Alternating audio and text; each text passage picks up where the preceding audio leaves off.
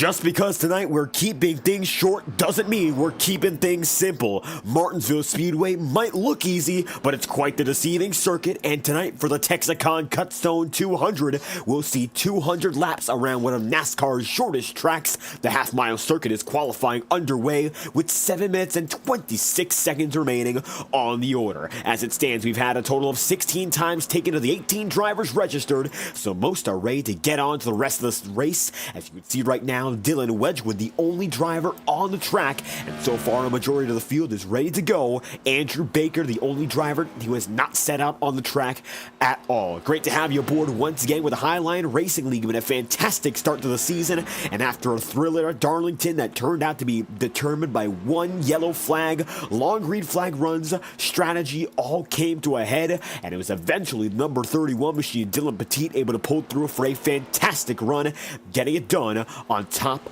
of the board. Tonight, it looks like the DJ Stagner dominance is in question. As a matter of fact, the question is, where is he? He's not in the session, so it's another open opportunity for drivers to make up even more points on the number 64. Championship race might be wide open after night, and we're looking for another brand new race winner as we say hello to the Martinsville Speedway live on FTN. Great to have you all aboard once again here on the channel. I'm your host for tonight's broadcast, David Kreutz, and after a thriller in the Iora Cup Series at another relatively short track in Phoenix, here we're going to do about the same race distance, more laps, and might be even more time. Martinsville is one of the slower tracks on the schedule overall, but it doesn't mean it is lacking in terms of any excitement, so I wouldn't doubt it for a second. We're waiting on Andrew Baker. He's yet to go out on the track, so iRacing might choose to automatically skip the session and go on to what is next. That's at the discretion of the admins and iRacing itself. If Andrew Baker opts to get on the track, it will instead be a few extra minutes, and when he's done, we'll advance.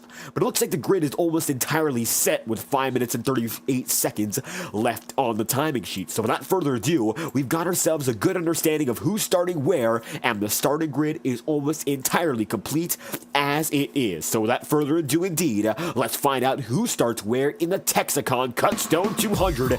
This is the Martinsville Speedway, and this will be your starting grid for today's event. Starting in the top spot, the number 1 machine already with a victory this season, Kendall Kerr, the number 21, taking it up to the top of the board, and the Lucas Oil Chevy starts next to Chad Winstead, who will be 31 thousandths of a second off for the pole position. Winstead going to be second. Right behind him it's going to be Adam Bozzi and Alan Kunman, and Bozzi, as a matter of fact, the driver to watch out for. Now Dylan Petit got a podium, but Adam Bozzi was the man to beat as we look over it once again. Bozzi, a defending winner. Alan Kunman is the man who came through in the 4th spot, of course, in qualifying. Defending champion sits outside of row number 2. Then from there, Scott Wheeler going to be position number 5, and Dylan Clark going to be 6th right beside him. And Clark looking for a rebound run. He was dominant early in Darlington, but wasn't able to complete the job. And Wheeler, who's of course had his success with these Gen 4s, wants another shot of the championship to come to light. He'll need a very strong run tonight to put the ball in motion for another chance at a 3rd championship.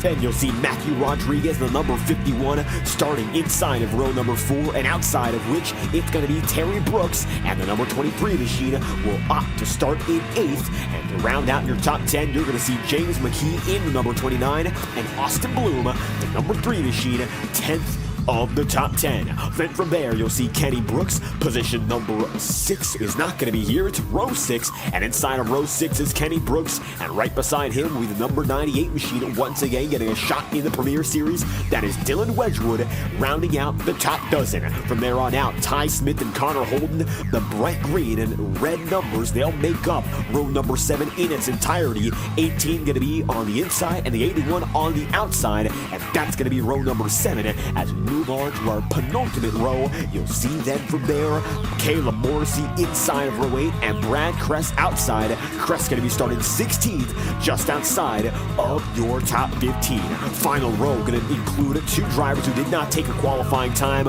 Ryan Potter, who's going to be starting 17th, and Andrew Baker 18th and last on the starting grid in the Tex-A-Con Cut Stone 200 laps, 100 miles, and one trip to the Martinsville Speedway this season, and Kendall Kerr, he wants to finish where he started. Kerr has been very good this season, and with 200 laps to go, he's not going to get a good start off here. Waits a bit, and now gets on the move.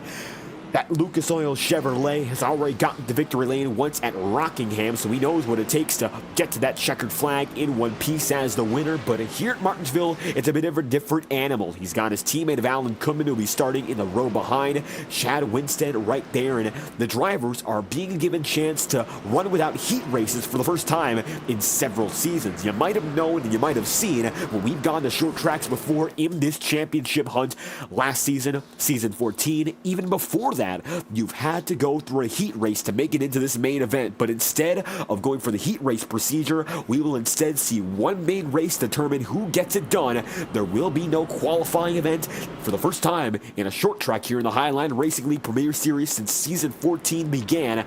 We'll have ourselves one race.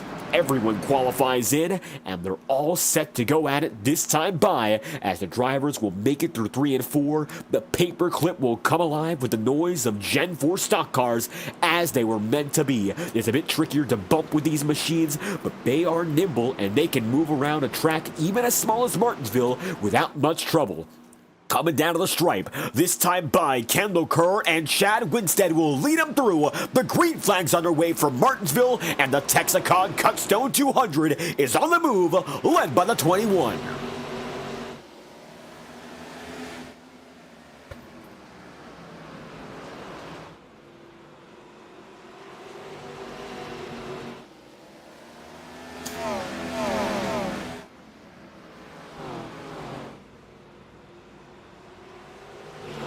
Kendall Kerr going to be able to take that lap and nobody else there with him. Nice lap up in front for your leading man. Then from there, you're going to see Scott Wheeler, Alan Kuhlman. Further on back, Matthew Rodriguez and Dylan Clark. Terry Brooks going to be positioned number 8 right now. And Brooks in that number 23 machine going to get a bit wiggly as Dylan Clark finds himself single file, as is the majority of the field. Most drivers already lined up, looking forward to a long run under green. 200 laps. I believe when it comes down to lap count, that should be the longest of the season in its entirety. Now, Darlington, we went about 147 at a much longer track, but of course, it was a much faster track as well. Here at Martinsville, not only is there a long amount of lap on the table, you've also got to make sure you make the speed matter. It's not the fastest of tracks. You got to go around the corners at speeds of under 75 miles an hour. Taking a look through in the telemetry, Kendall Kerr is going to back it down to 65 at the lowest and get back on the way, spooling up on the exit and hitting a top speed of just about 123 as he gets it in turns 3 and 4. So this track is not quick, but you gotta take that into your understanding of the racing. It's not going to be all about being the fastest driver, not all about having that top speed acceleration. Right now, the turns are the most important factor. If you could drive off them well or drive into them especially well, that's going to be the key to your success as the night goes on. Queen City Racing has been fantastic in the Highline Racing League as of recent, and with dominance in the Tex-A-Con, now Culture Designs Truck Series, and the Premier Series as well. They've won the last 3 races in succession. That is how good Queen City Racing's been, and now with Adam Bossi on the back bumper of Kendall Kerr, he's looking to do it all over again and take the Queen City back for 4 consecutive races on the top of the pedestal. They have been fantastic with Lucas Lodano, who's only made 2 Premier Series starts. He's been tearing it up in the Truck Series, and he's bound to be promoted into full-time competition here by the end of the season. He's shown glimpses of promise. He ran twice this season in the Premier Series, and of course, at Atlanta, the old Atlanta, he made a mark at getting a podium finish. He was fantastic and definitely one of the drivers as a top prospect to look out for. Right now, though, he's not on the track, and the Cup Series team will have to do all the heavy lifting. Kendall Kerr remains on top of this one, and the 21 machine is advantageous 9 laps in as they'll make it around the line yet again. And so far, so smooth for your leading drivers. Kendall Kerr going to get bounced up the track just a bit more. Nothing is going to come of it. Adam Bozzi still can't get the bumper to him. And so far, as you can see, down to the bottom of the field, Dylan Wedgwood, Austin Bloom, these drivers have not touched once. Single file is the movement right now. Guys are further on back without much contact. You'll see right now, Ty Smith and Connor Holden, in the absence of DJ Stagner, are running the Holden Wieners paint scheme. And it looks like that number 64 machine hoping to transfer the good luck to this crew, as they'll be running the exact same paint scheme, save for the numbers. They've got the sponsorship and hoping for the results, as the 18 and 81 will battle side by side. Now the teammates are next to each other, and Connor Holden looks to get that drive off as he'll get himself ahead of Ty Smith. Ty's going to go up to the high side and let Ryan Potter go down through, and Ryan Potter, the all-white number 99 machine, representing GeoGuessr on the back bumper there, and looking to make it happen for the back of the field. Number 99 has a very minimalistic design going on and hoping to maximize the result on the day. He's running in between the two Holden Wieners machines and finds himself in the middle with a Holden Wiener sticker on the quarter panel. So all these drivers getting connected here, hoping to make their way up with some track position. You don't want to stay in the back for too long here at Martinsville, but it's very challenging to make your way back up. Last time by for your man in the lead, Kendall Kerr, he ran a 20.26, and for Caleb Morris, he was in 20, now 17th. He ran a 20.489. Now, we've seen some drivers get some good laps in the back of the field. Ryan Potter just ran a 19.942, so it doesn't matter where you are in terms of position, in terms of the numbers, but your track position, it means an awful lot. If you can be up there, up in front, getting a good qualifying run, that could be the difference between success in the race and failure, as these drivers, they're all give or take about the same in terms of the race pace. So Kendall Kerr has the biggest advantage of them all. He got out in front in qualifying. He's led every lap to this point, looking off the back bumper of that number 21 machine. And you'll see what's going on for Kendall Kerr as he holds that 21 up in front indeed. You'll see the garage beer, number 27 of Adam Bozzi, trying to inch closer and closer. Still hasn't had a chance to go through. There's going to be a huge wreck, and it looks like the big one here at Martinsville. Multiple drivers collected. Yellow flag is out. It's going to be Rodriguez, and it looks like Chad Winstead, Kenny Brooks, that looks to be no Terry Brooks, and it looks like one of the Brooks brothers involved in the first wreck of the day. If there's any major damage, that could be a race ending, as there are no faster pairs in the Highline Racing League, and some drivers might be needing one. Yellow flag is out. Let's take an instant replay. Stack up with Alan Kudman. Chad Winstead brings Terry Brooks up top two, and the drivers piling into each other as soon as 17 laps in, and the caution flies for the first time, and it looked to come out of nowhere there, but we'll take it back on a wide angle shot and give you a bit more of an understanding of that wreck to see what truly caused it. Looks like it might have been a stumble from Winstead. Winstead and Alan Kudman, they were racing each other up in front. This was at the time the battle for the third position, and Allen's going to find himself right behind Chad. Gives the bumper, and that's going to spin Chad Winstead around, then takes Scott Wheeler, and almost the entirety of the field gets involved one way or another. And that is the trouble when it comes to bumping with these cars. If you send someone around, it could be just a tap that does all you need, and the aggression levels need to be at an absolute low. If you make that contact, you'll be in a lot of trouble, and just like that, we find ourselves with our first yellow, as we're going to head back one lap to green very soon. Driver's going to be getting single filed yet again. 19 laps in of 200. And so far, so good for Kendall Kerr. He's led every lap to this point, and he's hoping to keep it that way as they come across the stripe yet again.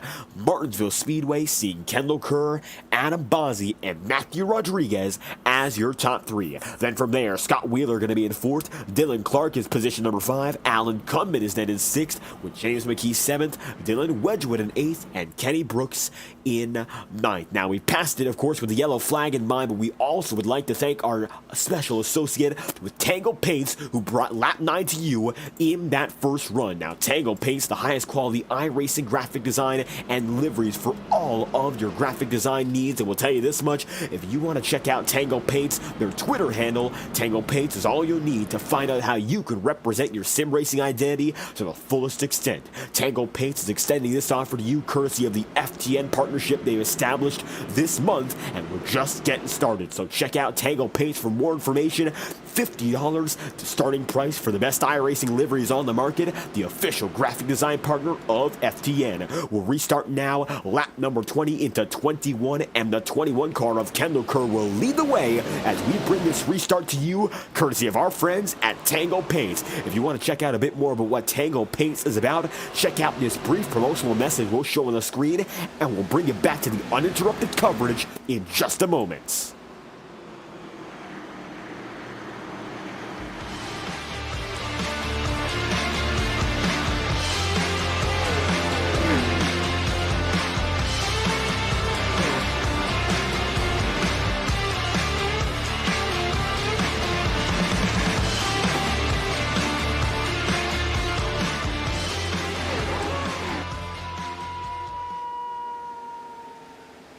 And coming back now, lap 22 of 200, going on to lap number 23. Kendall Kerr remains the man up in front. A very good run so far for this number 21 team. Then from there, you're going to see Adam Bozzi working on the back bumper. Matthew Rodriguez going to be there in third. Alan Kunman going to be fourth. And Scott Wheeler then going to be in fifth. Dylan Clark is now position number 6. And you can see from the overhead shot, single file will give another stack up. Kunman and Scott Wheeler. Yellow flag is going to fly again. And it looks like we're seeing some trouble once more. Caution will fly, and it looks like the stack up will bring us back to pacing. Man, oh man, trouble is going to ensue once more. And let's take a look at it again with Matthew Rodriguez, Alan Kunman, and Scott Wheeler now. You're going to see him go through once again. A 51 machine. Alan Kunman going to be right there too. And looks like the 8 machine's going to dive in a bit deep on Rodriguez. And you can see that 8 machine get under him and spin out once again. Scott Wheeler ends up tagging too. Wedgwood, Austin Bloom, Ryan Potter, another big stack up. And the yellow flag flies for the second time. Same reason, a bit of aggression, and Martinsville not proven to treat these guys kindly. You do not want to put the bumper at all, because it looks like it's going to cause a turnaround. It's a certainty. So some drivers going to come down to pit road already, and the question is now going to become, how long do these guys last? Because it looks like now there's some trouble with even making it lap after lap, and with damage accumulating, if these drivers opt to keep on going, it might get even worse. So we might see some drivers retire early, other drivers just gonna park it behind the wall. Some guys gonna try to limp around, but already questions are brewing as to whether or not we can see any more aggressive driving such as that. Now, I'm sure they're just mistakes. Of course, these guys used to being able to bump at a short track, but not here with this package. The Gen 4s do not allow for that, and we'll take you with an example of why that's the case. So, taking a look from Adam Bozzi's perspective, you can see the back bumper of race leader Kendall Kerr. Now, think about Kendall Kerr's back bumper is unlike the Next Gen or the Xfinity car or the Gen 6 before it.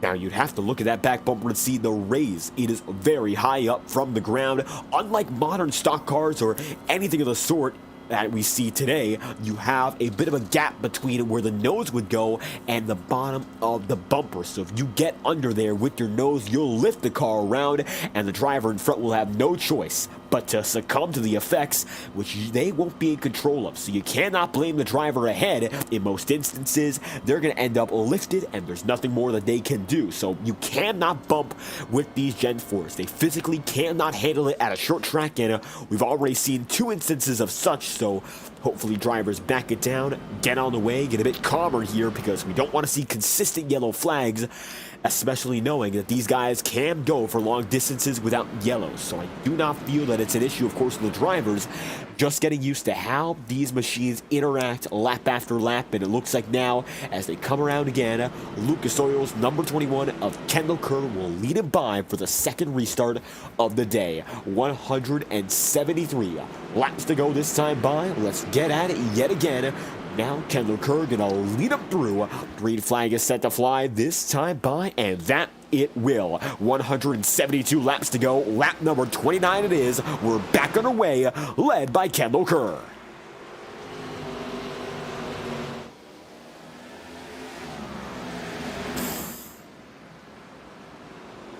And side by side already, so these drivers are going to be going at it for position more and more. So one thing to keep an eye out for if we have any more yellows from this point onward, which we might, Scott Wheeler goes around and another instance of contact. Yellow flag goes out again.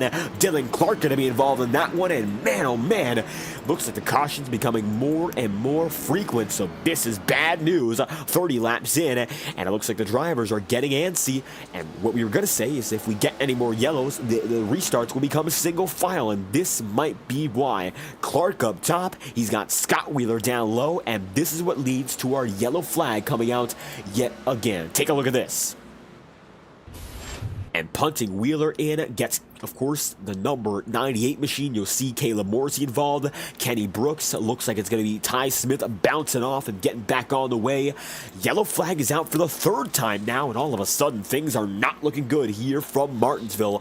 Drivers are getting a bit more aggressive, getting riskier, and that's going to come back to bite them if they want to keep on going here. We do not want to have an issue, of course, of wrecking. Dylan Clark coming in this time by. Kendall Kerr going to lead the way, and we'll see whether or not this is the time that we'll have it go down to only green flag restarts with a single file procedure in mind, and this it is. So restarts are going to single file for the rest of the race, and that's the way it will go. The admins have made the decision, and now with 169 laps left, we're hoping to get this thing back on a nice pace and put Kendall Kerr back up in front. Bit of a hiccup to start the race, and just like that, yellow flag on the move for the third time. Kendall Kerr, Adam Bozzi, Brad Kress, and Connor Holden. So aggression already going to be seen by some of these drivers, and a stack up or three that brought out the 3 yellows to start this race.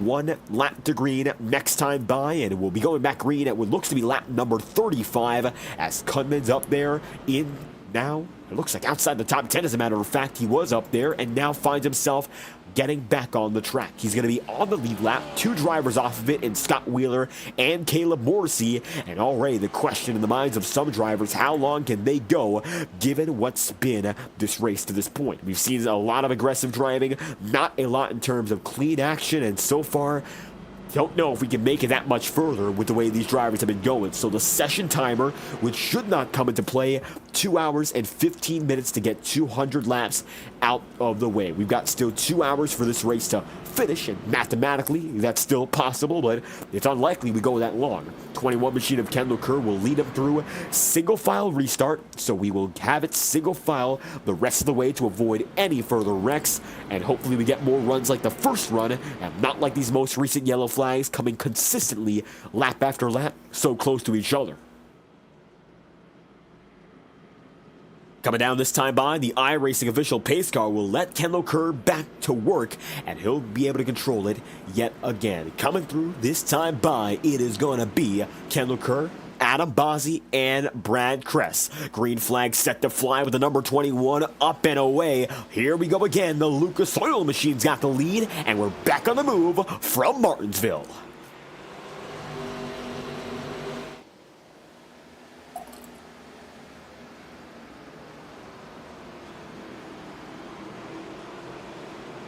And it looks like now, for at least the short term, drivers are able to get that single file run going. And as you can see now, no drivers trying to make contact, no lunges in, and you cannot push a bump and run, especially right now. You don't want to see drivers go around. You know it's almost entirely impossible, because if you get too far under, which is incredibly common, you'll send that other driver spinning, and nobody wants to see that. So the drivers ahead know that's the case.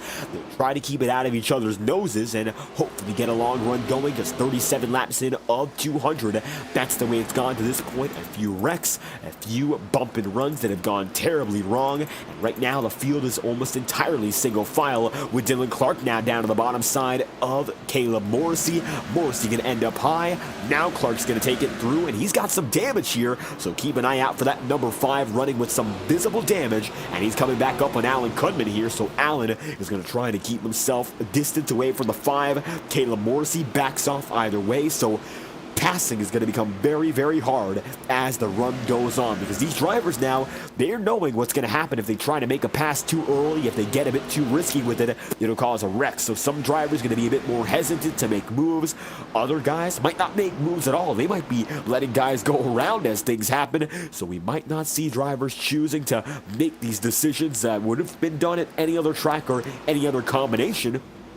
The Gen 4s providing a different style of short track racing, and it will have to be calm, and it will have to be very, very methodical. You cannot make brash or uncut decisions. You got to understand what you're doing from the moment you start trying. And right now, it looks like the drivers are beginning to understand this formula of racing. You cannot beat and bang like most other cars. This is a different way to run it. And these Chevys, they are Chevy bodies, but no matter what manufacturer, you've got to understand you cannot take these big risks. It's just not worth it right now. 41 laps and up to 100. We've still got a ways to go. Only 160 laps to go. Might sound short, and the way we've been flying through them under green, that might amplify that feeling, but that's still a long distance, especially if we keep getting yellow flags. Well, right now, drivers have pulled it back together. Maybe we'll see a bit more. Alan Kunman and Dylan Clark. It looks like Kunman goes up high. It looks like nearly contact there with Ty Smith. And the number 5 machine's trying to get the breakaway as Kunman stays on that high side. Now Dylan's going to go up top. Ty Smith gets a bit of contact. Nearly gets hooked up high. And Dylan Clark gets the better of it. Being more aggressive works out for that 5. Alan Kunman's going to have to let him through. And Ty Smith there in the 15th spot fades back a few as he finds himself rushed up the high side with some pressure not only from Kunman but from Dylan Clark.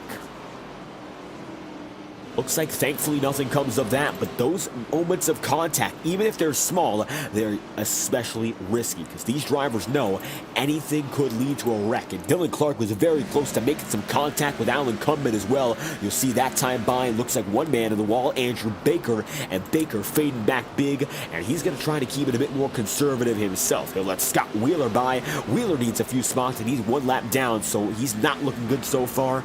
Number 97 machine looking to keep himself up in the front of the points running, but tonight might not help him if it stays the way it's been to this point. 155 laps remaining, and it looks like a dive down low for Ty Smith.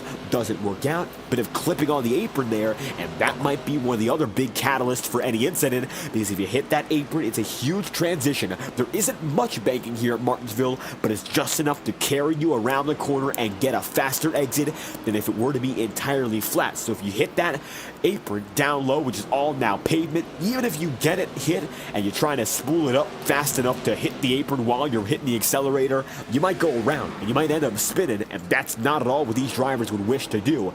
Ty Smith right now having some trouble making a pass on Andrew Baker, and it's a bit of a dilemma. You want that pass, you're racing, you're not running pace laps, but at the same time, got to understand how to make that pass without causing any trouble, and that's very hard right now. Andrew Baker giving him a tough time with some good defense, and it looks like Ty Smith understanding the situation, not going to punt him out the way, and trying to figure out the natural way to get around this number 33. Gets a huge run, drops it down low. Andrew Baker opts to go up high, and that is going to be the move that gets the number 33 out the way. Nice racing from Ty Smith. He understood the assignment and luckily follows it to a T. Alan Kunman, we're now watching right now, currently in the 13th position, and he finds himself there just behind Matthew Rodriguez and Dylan Clark. Big pack here.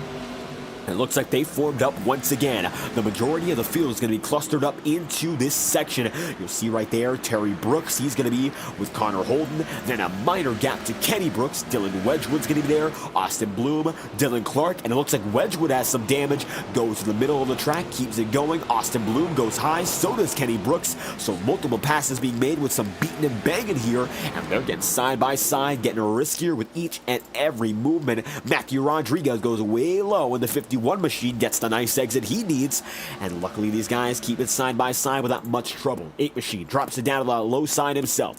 keep Scott Wheeler there. So Kenny Brooks getting filed out of line, and that's a textbook example of drivers trading you out of the groove. Now, the 54 machine made one mistake, and it got prolonged for several laps. It doesn't matter if it's only one turn, doesn't matter if even missing one apex. Here at Martinsville, the bottom side is the preferred groove almost entirely.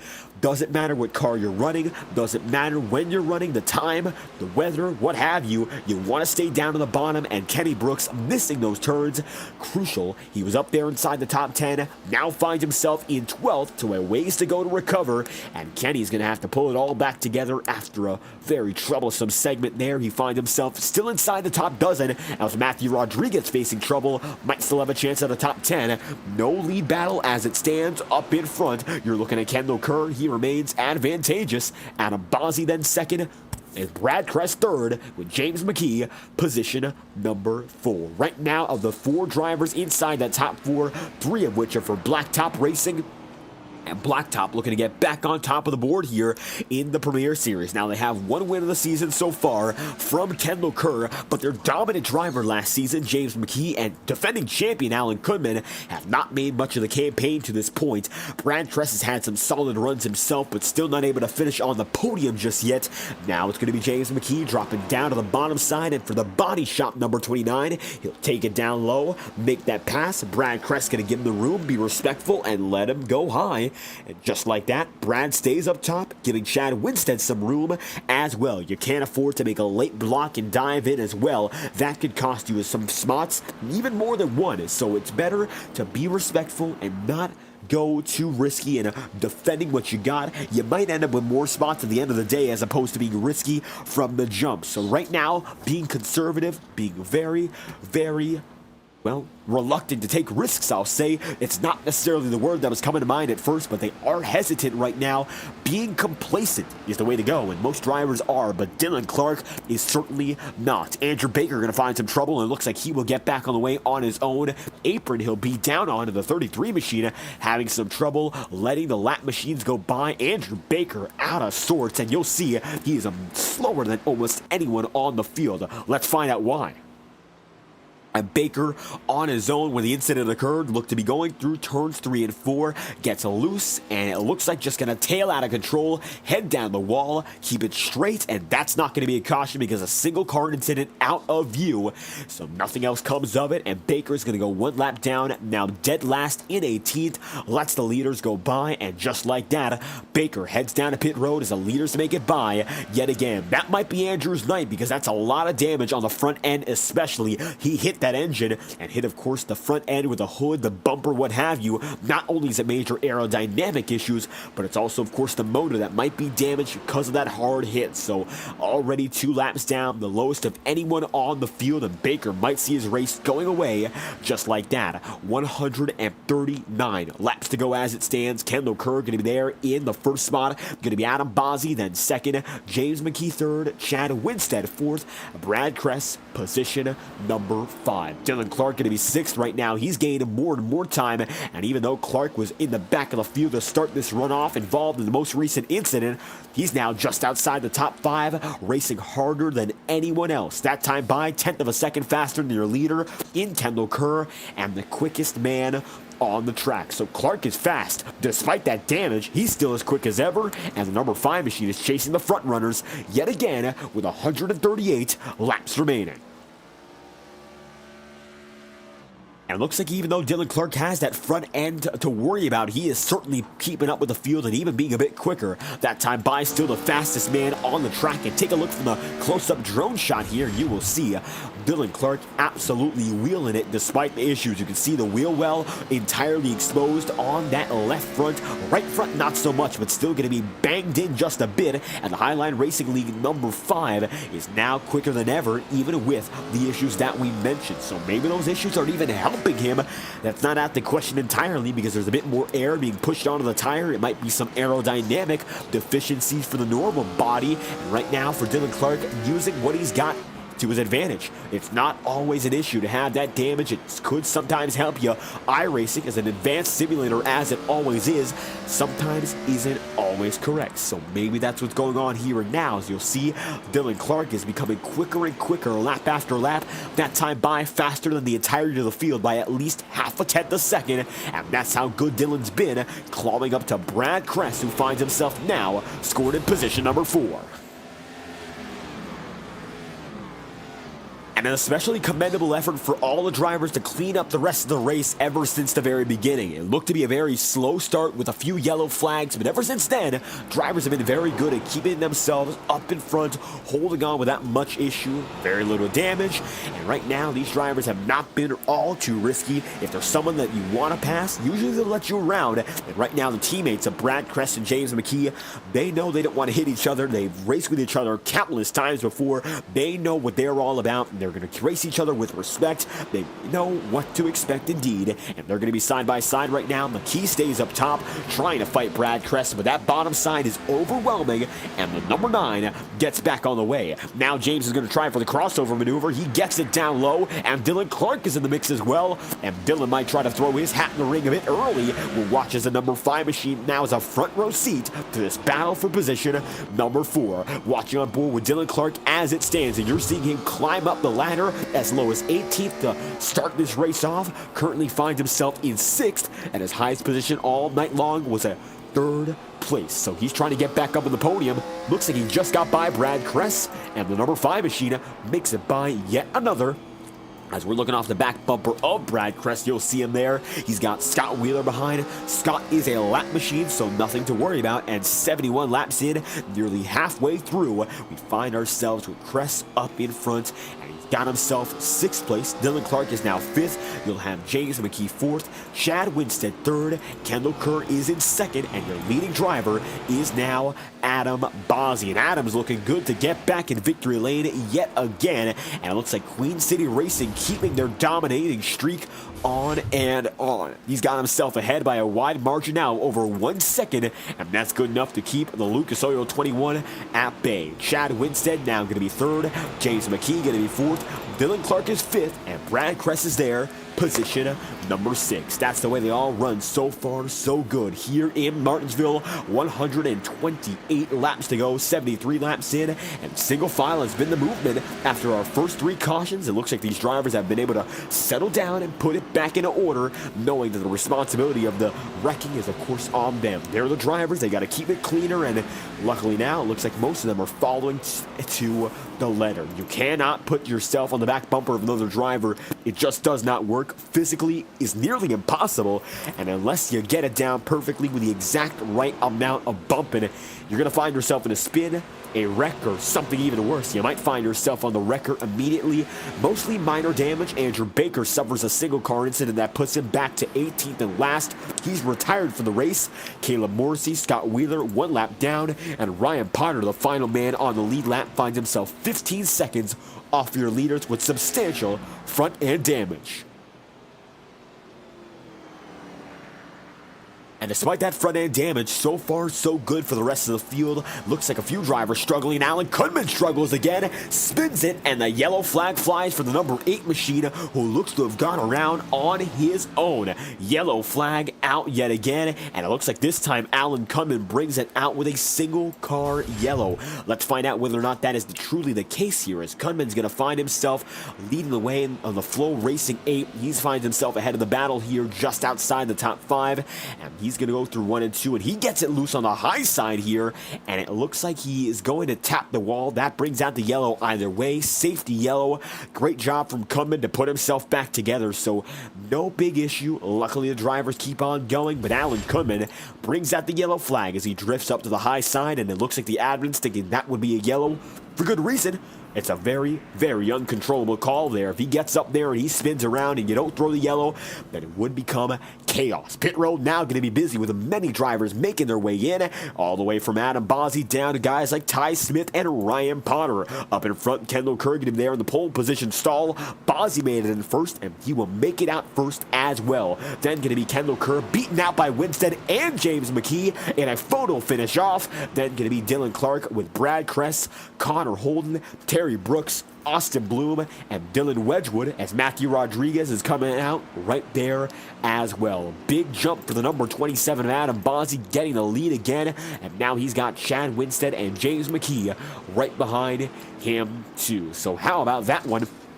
122 laps to go, 79 laps in of 200, and a big pit run. That's going to be the first of the day, and the way things are going, only expecting one more pit stop to round out this race. So with that in mind, Adam Bozzi, your race leader. Second is going to be held by James McKee. Chad Winstead is third. Kendall Kerr is fourth. Dylan Clark is fifth. And Brad Kress has now scored position number 6. Connor Holden then going to be 7th. Terry Brooks is 8th. Austin Bloom is 9th. And Matthew Rodriguez is in 10th with Dylan Wedgwood position number 11. Alan Cummins going to hold his own in 12th. It'll be Ty Smith 13th. Kenny Brooks 14th. Ryan Potter 15th. And Scott Wheeler, Caleb Morrissey are 16th and 17th, set to get their lap back this time by. Caleb Morrissey going to be the head of the field right now. Looks like now Ryan Potter heads down to pit road, and we'll be looking for our 4th restart of the day. And so far, after our first 3 yellows, which came in succession, we've been able to get this show on the road with a much better, of course, running pace until this most recent yellow. Thankfully, Alan Cummins brings out the yellow flag as a safety precaution. Nobody else getting involved, and it looks like that number 8 machine should be good to keep on competing as he goes down to pit road. This time by, we're looking at one driver, Ryan Potter, who went down to pit road. It is Adam Bozzi, your race leader, single file restart. It looks like that might not be the case. They'll bring Winstead back up, and they'll bring the rest of the field there too. So the choice is going to be double file restarts. We will go away from the single file and go back to 2 by 2. Bozzi's down low, Winstead's up high. Here we go again, and it's going to be restart number 4 on the day. 81 laps in of 120 laps to go. That makes up 200 on the table in the Tex-A-Con Cut Stone 200. At the line, it's going to be Bozzi leading as the green flag flies yet again. And another wreck. That's going to be double files, giving you this immediate consequence. Yellow flag is going to go out. Matthew Rodriguez, Brad Kress, Terry Brooks. And it proves to be the wrong call to go side by side for a restart. That is immediately going to show you why that's the case. Take a look on back and find that restart. We're 30 seconds back. Take a look again. This is everything that happened from top of the field down to the bottom. And we'll see what causes the wreck in specific. But one major change, it's that double file restart that catches them out. And man, oh man, what happened there with the number 18 of Ty Smith? He did not go at all. Might have missed a gear, and that might have happened even in a single file incident. Man, oh man, indeed. Ty Smith does not get it going, and he might be the main catalyst for this incident after all. Take a look back and watch this replay here. See Ty Smith in the back, so as a matter of fact, that'll be now Connor Holden. So Holden, Ty Smith's teammate, gets involved in this one. Let's find out what happened here as Connor Holden does not make it through the gears. And you can hear it, just can't get it through, doesn't get the shift on it, and the field comes flying in. Yellow flag out for a missed shift, and a double file restart brings back the calamity. Yellow flag out once again, 84 laps in of 200, looking overhead with Adam Bozzi, your race leader. And just like that, Ty Smith, Alan Cummins, going to be there as well. Bozzi, leading man, and we'll head back to the racing in just a few laps time, setting to get back to the green flag by lap number 86. And now maybe 87 as we stay under yellow here at lap number 85.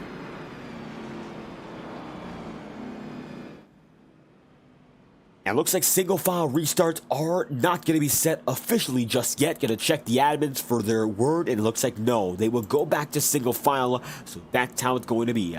Yellow flag is out. Single file restarts will come back, and the double file change will be temporary, and it looks like it does not pay off. Single file rest of the way, 116 laps to go. So we've already made it nearly halfway in, and it's been chaotic to this point. Now the question is whether or not we can clean it up and get a bit more of the race out the way. 86 laps in of 200 to this point. Adam Bozzi looking to keep Queen City Racing on top, and the Ford Fusion keeps himself as that man in first. Chad Winstead going to be second.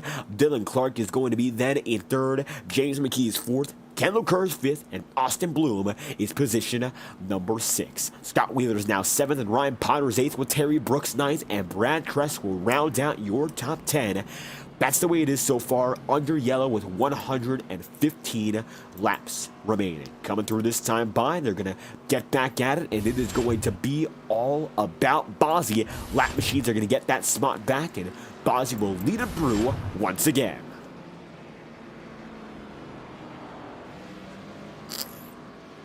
One lap to green, single file restarts are back in motion, and our only single file restarts at this point gave us the longest run of the day. So we highly anticipate to see more of that as the race goes on, getting those longer runs in, getting better racing, more respectful racing too. And as they come across this time by, Adam Bozzi will lead him in to get the race going yet again. 87 laps in of 200. Here we go, the iRacing official pace car down a pit road. Let's do it all over again with a Bozzi leading the way. Green flag's out, and Scott Wheeler's gonna shuffle it, but nobody else involved, and we will stay green on this restart.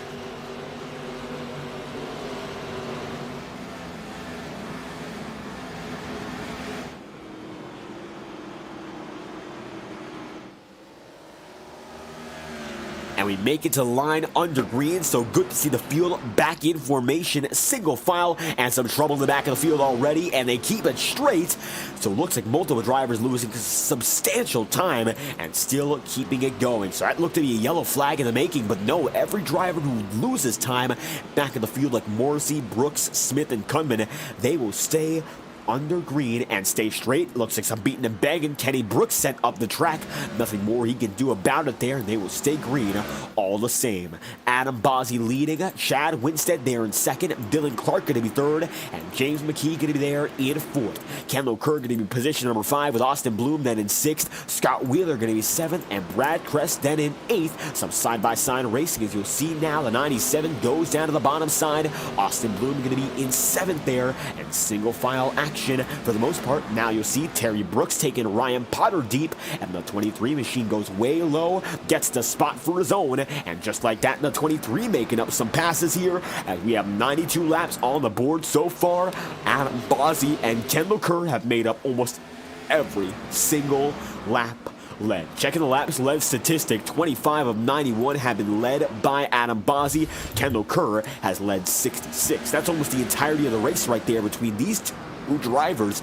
Unbelievable consistency for the both of them, and Dylan Clark's going to go around. Number 5 machine back on the track, and it looks like the yellow flag does not fly until now. Dylan Clark involved, has not led a lap today, and involved in another yellow flag. Clark goes spinning, and the caution flag will fly yet again. Yellow is out here from Martinsville. Caution out on the track. Let's find out just what happened here as we take an instant replay on the matter. And taking a look yet again, you're going to see Dylan Clark getting some contact from James McKee once, twice, and spun. Number 29 machine puts the 5 out of use. Terry Brooks gets involved, Ryan Potter, and another group of drivers getting some big-time damage. And the question becomes again, damage is accumulating, and it looks like now more than ever. Huge hits, only one retiree in Andrew Baker, but so far, so good for the rest of the pack. Up in front, Bozzi leads the way. Chad Winstead going to be in second. James McKee there in third. Austin Bloom is in fourth. And that's the way it's gone to this point. Leaders have been consistent. Rest of the field, not so much. Now Kendall Kerr is going to fade back down into 9th, and even further down, he's on pit road with some damage to repair. And for the man who's been dominant all night long to this point, looks like 60-plus laps led are not going to save him here as he finds himself on pit road, set to go one lap down before the caution flies once again. We're under what looks to be caution number 6 on the day. Adam Bossi going to lead him through yet again, and we're going to check our weather here because it looks like the sun no longer shining directly on the circuit, but still relatively fair conditions overall. Air temperature of 70 degrees Fahrenheit right now. Northeast winds 6 miles an hour, so not all too much, but it is going to be a bit more than what we saw in the nighttime at Phoenix earlier tonight on FTN. And it's going to be fluctuating too. Southeast at 3 miles an hour. It was up to 6 or 7 miles an hour when we first checked, so the wind is shifting direction. Keep an eye out for that here as the night goes on. Partly cloudy right now. It's going to be overall a very fair forecast, save for the wind, but the wind doesn't mean all too much here at Martinsville, so the drivers who are surrounded, of course, by the grandstands don't have much extra air to work with. They've got each other, and they've got the outside fences. That's that. As we'll head back to green at lap number 99. Looks to be 99. It looks like we will not get the 1 lap to go signal this time through. Just to confirm, 99 laps in, we'll head back to green and get back on the way to finish the show here in Martinsville. As we take the weather off your screen right now, Adam Bossi finds himself advantageous. Chad Winstead going to be in second. Chad Winstead just ahead of James McKee in third. Austin Bloom is fourth. Matthew Rodriguez is in fifth. And then Brad Kress is there in sixth in the number 9 machine. Going at it once again, going to be down to the start-finish line. Yellow flag is flying, but it will no longer in just 1 lap's time. Going to be 1 lap to green, 97 laps in of 200. 103 laps to go this time through, and we'll get back to it immediately after this yellow flag is over with. It's going to be Adam Bossi leading, Chad Winstead then going to be second, James McKee third, Austin Bloom going to be fourth, and Matthew Rodriguez fifth, with Brad Creston sixth, Kenny Brooks seventh, and Dylan Clark position number 8. Let's get back at it once again here with 103 laps remaining. Gonna head down to 102. Bossi, your control car, will lead him to the green, and here we go again. 27 out in front will take him down to the start-finish line with pleasure. Green flag's out, Adam Bossi leads the way, and Chad Winstead is there in second indeed. Another pile-up, another yellow flag. Caution is due to be out, and it's going to be Ty Smith. Yellow flag falls once again. Another caution immediately after the restart, and it looks like drivers have had a real bad tendency of getting into each other all night long. And that's the way it stays. So another yellow flag caused by an immediate incident off of the restart. Taking a look at Ty Smith right now. That number 18 machine, one of the guys caught up big. So taking a look at it once again, you'll see Ty Smith off the jump, stacked up by Kenny Brooks and Dylan Clark. And that will bring Ryan Potter to a halt. And that brings out the yellow flag yet again. 101 laps to go. Another caution. And it looks like a bit of trouble even still. It's going to be now the leader of Ty Smith on your screen, but he's not the overall timing and scoring leader. That is still Adam Bossi, as we've made it now to your halfway marker. 100 laps in, 100 laps to go, and we've gone this far, having some good long runs, and the rest of the field having a bit more trouble with some cautions mixed in between.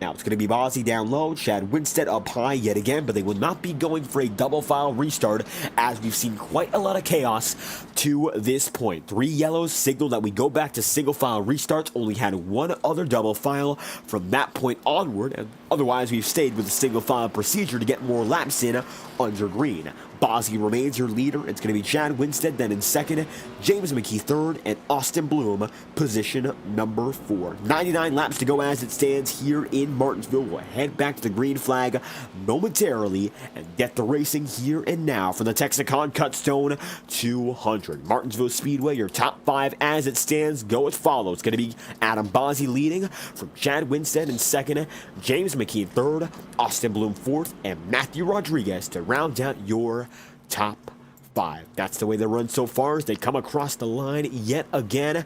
It's going to be Bossi as he goes through as your race leader. 1 lap to green next time through, so we'll go back green with 96 laps remaining.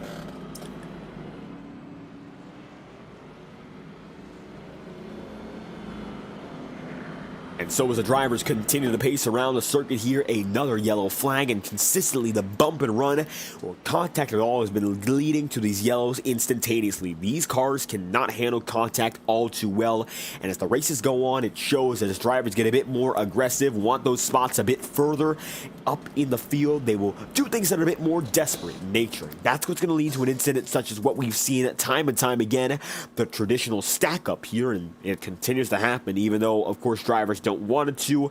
Some miscalculations on the restart, some guys not shifting correctly, some guys being a bit more aggressive than others, have led to several yellow flags in a row. So 97 laps to go this time by. Bozzy is going to lead, Chad Winstead is second, James McKee's third, and Austin Bloom is then in fourth. Let's do it once again. It's going to be another restart on the agenda, first of the second half. Now with 97 laps to go, down to the double digits again, as we head back to the green flag led by Adam Bozzy. Here and now. Green flag set to fly all over again here in Martinsville. The paperclip will bring us back to the green flag with 96 laps to go. We're back on our way, led by Bozzy.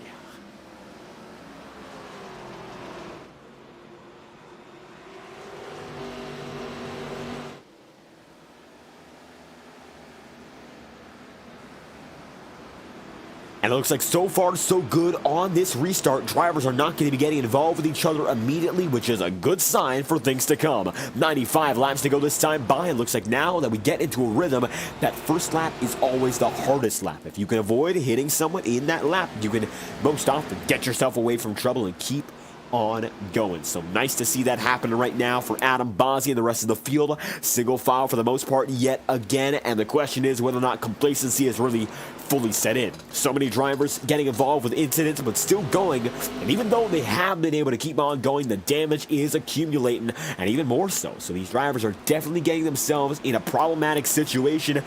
The more they go on, the more they'll see the damage pile up, the less of a chance they'll have a chance to even finish the race, of course. So now the question is the balance between finishing the race overall or being riskier for more positions. And right now, Caleb Morrissey is going to be right behind Dylan Clark. Clark finds himself up ahead of that number 98, and with 93 laps to go, 108 laps in this time by. Lap 109, as always, presented to you by our friends at Tango Paints for the highest quality iRacing sim racing liveries or paint schemes. No matter what you need, be sure to check out Tango Paints for more information on their official Twitter. The tag is Tango Paints, and we'd love to have you join as an official member of the Tango Paints family. Total to the entire Tango Paints team, providing fantastic paint schemes at prices you can't beat. Offer starting at $50 per paint scheme, so check it out at Tango Paints on Twitter, as we'll be back after a brief promotional message courtesy of our friends, the official graphic design suppliers of FTN and Tango Paints on Twitter. Check them out in a brief moment as we'll bring you a promotional break from the official graphic supplier of FTN Live.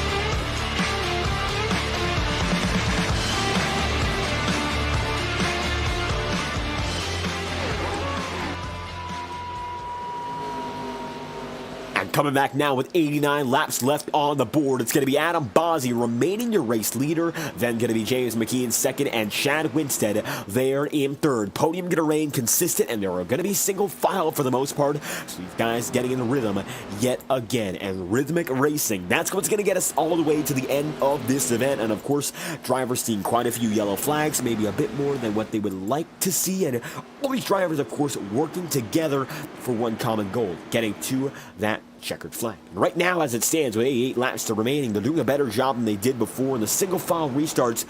Despite the fact, of course, that we have seen some stack-ups and all, it looks like right now these drivers are getting back on their way, and the more they run these laps, the more they get the experience, the better they'll have a chance at going until the end. And as you'll see, James McKee is making a real good run to Adam Bozzy right now, so Bozzy might have a bit more trouble as he makes it slowly but surely up to the race lead. He's gone this far, now he's going to have a bit more pressure. Maybe that number 29 machine has something for him. right now, Bozzy's got that race lead for a good reason. He had the fight and claw against Kendall Kerr, who led the race with some dominating power earlier in the going, but right now, not so much. Bozzy's been the big force ever since the first 50 laps came and went, and Adam's going to keep it up there, and you've seen how many laps he's led since that point. Has led 48 of 115. Well, he's not led quite as many as Kendall Kerr so far. If he goes the rest of the way, he will surely hit triple digits in laps led. 117 in of 200 to this point. Adam Bozzi going to lead, James McKee and Chad Winstead. Top two going to spread out big. Then you're going to see, of course, Kress, Kendall Kerr are going to be back there. Alan Kunman is as well. And further on back, there's going to be guys like Austin Bloom, Kenny Brooks, and Terry Brooks. Now the brothers going to be side by side representing ASC Services and Supply. Going way down low. It looks like Terry's got the advantage on the bottom side. Kenny Brooks going to have to wash up high here and even see Connor Holden go for a spot. We'll see whether or not Dylan Clark wants to, as well as Dylan might have a chance to go down to the low side and take a spot away from that 54 at the same time. And this is the second time we've seen this happen to Kenny Brooks. He finds himself on the higher side for one turn becomes one lap becomes 2 laps, and so on and so forth, and it continues to go on and on and on. And that's been a troublesome spot for a guy like Kenny Brooks right now. Even though he's been able to keep it up there with this pack, he has simply not been able to keep it there for long periods. If he makes a mistake, misses the apex once or twice, that could lose the chance for him entirely to keep it up there, and now finds himself behind this battle, as it's going to be Dylan Clark working with Connor Holden, and now trying to get by for position number 11. Working on the back bumper, Connor Holden going to be right there, coming across the back straightaway up to the front. 81 machine for Holden Wiener is going to be right behind, and the Ital cart number 5 gets down low, gets that run, just like that. It's going to be Dylan Clark in there, the number 5. Connor Holden going to be in 12th right now. It's going to be Caleb Morrissey 13th, so a bit of shuffling right there, and Adam Bonzi continues to lead the way with 79 laps to go. No especially close battles on the track right now. Most drivers playing it nice and smooth, getting calm runs in to finish this one off, but looking up in front to a guy like Adam Bonzi, and you will see he's got James McKee right on him. They've been close to each other, only about 0.2 of a second separating them for the past 15-20 laps. So they are definitely the closest pair on the track right now, second to none in terms of distance, and they are so close to each other that if James McKee really wanted to, he could bump Bozzy out the way and be done with it. I mean, there's no reason he couldn't. Of course, he's right there. He's got the chance. He has the distance. He puts a little bit of a nudge there, but luckily does not get all the way under. But if we really wanted to see some aggressive racing, McKee could dive it deep, send the 27 around, and go on with his day. Now, of course, not the best thing to do to gain respect, to be a good driver, and in all honesty, it's racing etiquette not to do that. It's possible. That's how close they've been. And luckily, these two drivers are very experienced with racing each other, full race victories or other very notable runs. Last season, they were the class of the field heading into the playoff picture. Now back to a full season championship, so playoffs not going to be in use. But when these two were fighting to get up there, they were the top 2 seeds heading into the playoff system. Now, Bozzy wasn't able to make a full-time run for it. James McKee wasn't able to get it done in the final 4 race. But when these two come alive and they're right around each other, they will always bring a fantastic show. Good when it comes to keeping it close, good to keeping it clean as well. And now you're going to see Adam Bozzi putting on a bit more defense as the number 29 continues to stay right behind. Looking out for not only the cockpit perspective of Adam Bozzi, but you'll see a bit of a sliver of the track as well. Right now, the bottom side is supreme, and you'll see if anyone's going to try to make a move, they'll have to go down low. A bit of a sliver of James McKee comes into frame yet again, but still nothing much. Looking up in front with James McKee, you're going to see him right behind the race leader, and these guys have been running almost dead even laps time after time. That time through, James McKee was about 1/10 of a second faster.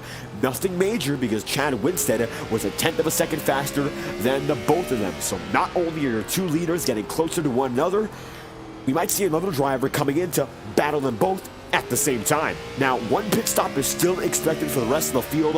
Whether or not it comes under green or comes with a yellow flag is remaining to be seen, of course, so we might see some drivers wait it out, try to get this long run in. Other drivers might opt to wait for that yellow flag, so we might see some guys splitting up strategy here, as with 71 laps to go, all of a sudden, that might be the determining factor between winning and losing, which we didn't quite expect earlier in the going. Now, that might just be the case. 71 laps to go this time by, and it's going to be Bozzy leading, James McKee second, Chad Winstead third, and Matthew Rodriguez, they are in position number 4. Kress is going to be 5th, and Kendall Kerr's then 6th, with Alan Kunman 7th, Scott Wheeler 8th, Austin Bloom position number 9. You're going to see some side-by-side battling here. Scott Wheeler able to get it up into the top 10, and as a matter of fact, on the lead lap, the best he's been all night long. And that number 97 machine desperately needing to make that claw back up, and all of a sudden, he's up there. The Dent Wizard Chevrolet getting scored currently in the 7th place. So nice to see that despite all the troubles earlier in the going, that Scott Wheeler's gotten it back together and now finds himself in a good spot to maybe keep on fighting as the night continues. Adam Bozzi leads with 68 laps to go. It's been a very nice run for him, coming off of 69 laps left, and now 133 laps into the going. Bozzi finds himself advantageous in front of the remainder of the field, and he is continuing to log these laps without much issue. Now the question is, how long will James McKee wait? That number 29 machine remains on the back bumper, and he continues to stay right there within touching distance. So he's truly just about the best place he can be for his situation, trying to steal that spot away at the last moment. But right now, he has chosen not to make any major decisions, staying on the back bumper as opposed to lunging early, because if he wears out his stuff, that might come back to bite him overall, as opposed to, driving it a bit less risky, waiting till the end, where there's really no consequences at some point in the finish of this run. So you do not want to lunge it in early, but it looks like James McKee will. Number 29 machine finds an opening. Bozzy's going to miss the apex, and all of a sudden, the number 29 machine finds himself up in front. With 65 laps to go, taking a look at that, the number 29 machine's down to the bottom. Bozzy stays high. They'll be side by side for the race lead, and the 27 stays up top. Looks like James McKee gets it down low, and all of a sudden, McKee's got the race lead for the first time today. The third leader of the day is James McKee, and Blacktop Racing gets back on the top of the board. No longer Kendall Kerr, instead it'll be his teammate in James McKee.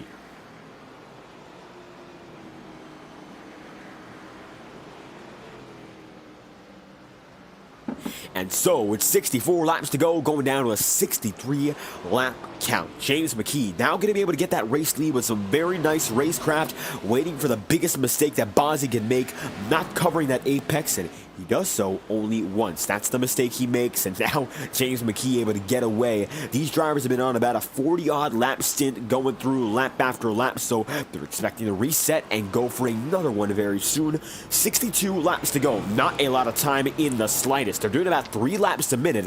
That's the pace right now, so as time continues to fly by, these drivers might be done and done before 11 o'clock Eastern hits on the Eastern Coast indeed. We here in the studios are, of course, watching for the virtual Martinsville Speedway, and it looks like it's daytime there, but as we're, of course, live streaming here at about 10:42 Eastern as it stands, the nighttime sky coming out in the real world as opposed to the day here. Sun might be slightly setting, but that doesn't matter right now. What we do see are competitive pit stops. Dylan Wedgwood makes it in that time by, misses his stall all the same, but now makes it in, and we might just see more competitive stops to split up the stage with 60 laps to go. So these guys might split up this stint, go down with about 50, 45 laps left. That might be the move, because of course that would split it up into about 50-50, and going from there, about 1 pit stop per half. That might be the guy's best chance to get up there and get in the lead. It doesn't matter if you're James McKee to retain the lead, Adam Bozzi to get it right back, maybe even Chad Winstead. He is still just about as quick as your leaders, just hasn't been able to claw back as much since the battle is over. So the U.S. Air Force, number 34, don't count him out. He still has a chance. And so far, the number 34 of Scott Wheeler, he's going to be there in 6th. And the number 97 fighting to get up to Kendall Kerr.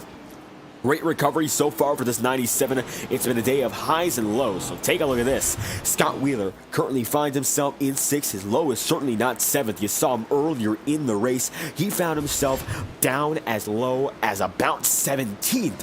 Now he's made it back up into the 6th spot, and he finds himself in a great position to go to the end without much further trouble. James McKee finds himself leading, Adam Bozzi second, and Chad Winstead's third, with a total of 57 laps remaining here in the Tex-A-Con Cut Stone 200.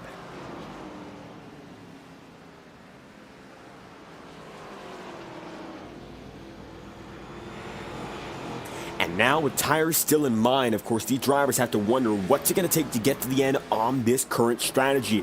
Looks like only one taker so far when it comes down to pit road, and Dylan Wedgwood. And Wedgwood is now 4 laps down, and that might have not been a competitive pit stop at all. He came in and he went in there for a very long time, so it looks like Dylan almost sacrificing his chances at a lead lap finish entirely just to get some damage repaired. A very long stop, 1 minute and 32 seconds on pit lane and 56 seconds on the pit box, so not at all an optimized stop, but just enough to get the job done, you know. So maybe we might see some more drivers come in. That might not be the signal of things to come, but odds are, the way things are going, no reason to assume we will not have any more pit stops. We saw a pit stop at about lap 70 for most of these drivers, and ever since then, every driver has been able to make it happen at least once down a pit lane. Dylan Wedgwood, Ty Smith, and it looks like Ryan Potter, they're all have extending stops on pit road. It looks like Wedgwood and Potter remain on pit road for at least 4 minutes right now, and while Wedgwood is back on the track, he had a very long stop all the same. Closest battle on the track right now, Terry Brooks and Alan Kunman. Alan goes up top. Terry Brooks now going to go down low, and the number 23 machine takes it down to the bottom for another position, and Brooks having a solid run tonight, looking to back up some success he had last season in the Next Gen. Now, he wasn't able to make it into the Final Four in the playoffs, but there were some very, very major flashes of some brilliance in this 23 team. Brooks having several podium runs, nearly getting a win, and it looks like with 54 to go, we got ourselves an issue. Kenny Brooks goes around. Yellow flag will fly with only 51 laps to go, and the last dash is upon us. And it looks like Brooks indeed going to be involved with an incident by himself. Now we'll take it back even further to find out what happened here, and the instant replay will tell the tale as the 54 comes off of corner number 4. Looks like that time by with no issue. So we're watching a full lap here with Kenny Brooks to see if there's any hint of a problem before he ends up going around and spinning by himself. And you can see right now the 54 goes through 3 and 4, and he's turning the wheel very hard, gets down to the apron, and that's indeed what causes it. The yellow flag. Thankfully, he doesn't even go around spinning, but it's going to be a precautionary yellow, and now the money stop is in full effect. Pit road, it is busy, and we'll come back and show you all the action as you saw drivers make it through. You'll see right now Kendall Kerr's right there. He's got Chad Winstead right behind. This is make or break. Looks like McKee's already on the move, and James McKee will beat out Adam Bozzi, and then you'll see Chad Winstead, Brad Kress, Kendall Kerr, and Scott Wheeler. And not to be outdone, you'll see further behind them guys like Matthew Rodriguez making out just behind as well. 50 laps to go, time is running out, and we are at the last dash here in the Martinsville Speedway. It's going to all come down to whether or not your race winner is going to be made off this pit stop or anything further. 49 laps left. Caleb Morrissey leads a lap, cycles up front, and now will fade back yet again. So it looks like he'll stay down on pit road. 49 laps to go this time by, and it will be up in front. Ryan Potter, who's going to get his lap back, so will Kenny Brooks. Adam Bozzi going to be there in the first spot. Chad Winstead then second. Brad Kress is then in third. Kendall Kerr going to be position number 4. Scott Wheeler is then going to be holding himself up in 5th. Terry Brooks will be 6th, and it will be Austin Bloom, position number 7. Dylan Clark then going to be 8th with Connor Holden in 9th, and Alan Kunman will hold his own in 10th.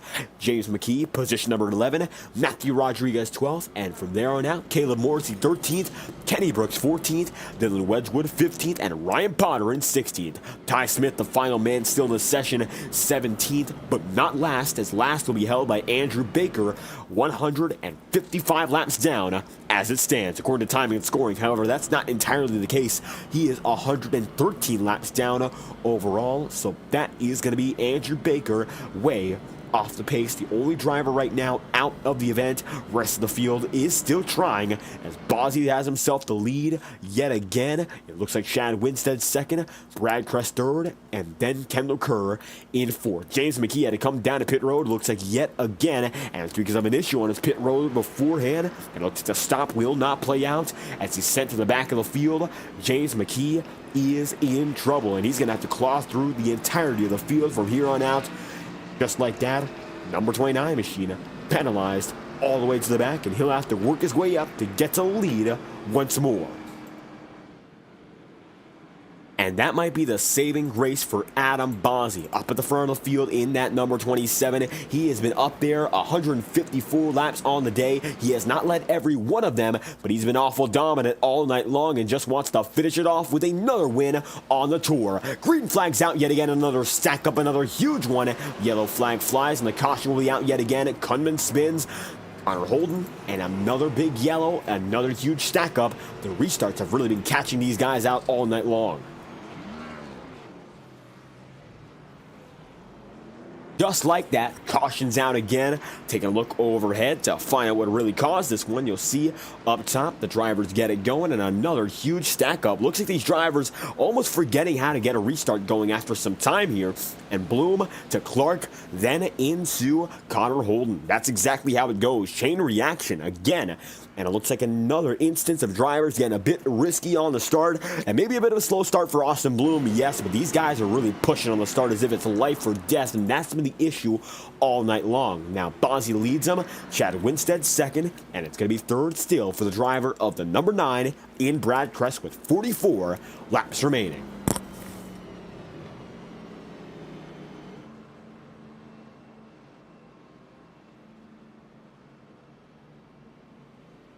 And coming through that time by David Bell, Jacob Halm, all in chat. And according to our official penalty report, we're trying to analyze what happened still to James McKee.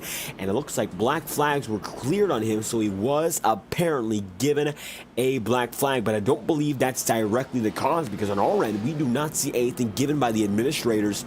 So it looks like right now, nothing is to be certain, but we're thinking if there's anything, it might have been a pit road penalty as well. Thank you all in the chat room for watching by tonight. It's been a chaotic night here in Martinsville, but still fun all the same. David Bell, Jacob Hall, Miss Misty, and also Josh Herschel all coming through and making it by in the chat room. If you have a favorite driver to represent, be sure to leave a like and subscribe. We've made it 158 laps in out of 200, and it's been some fantastic action all night long. 27 of Bozzi leads it. Chad Winstead is second, and Brad Kress is third. We've had our fair share of restart stack-ups, but hopefully, since we keep it single file, we'll get one more good run in to wrap off this race. It's been exciting so far, and we'll have another race in the books. This has been the Tex-A-Con Cut Stone 200 laps of racing, 100 miles. But with all the yellows that we've had, we've extended it quite a bit, and Bozzi knows that he wants to put this one to rest and get back in victory lane. All of a sudden, Queen City Racing looking fantastic as a team. 4 consecutive Highline Racing League victories, going, of course, back to the Truck Series in Okayama, and ever since then, 2 victories for the driver of the number 7, Lucas Lodato, in the Truck Series. And now, it comes down to the number 27 of Adam Bozzi to keep the streak up and have himself in with a back-to-back win in the Premier Series. Coming through this time by 41 laps to go. Adam Bozzi up in front, and he's looking to do it yet again. Here we go. Bozzi, Chad Winstead, and right behind the both of them, you will see it's going to be Brad Kress.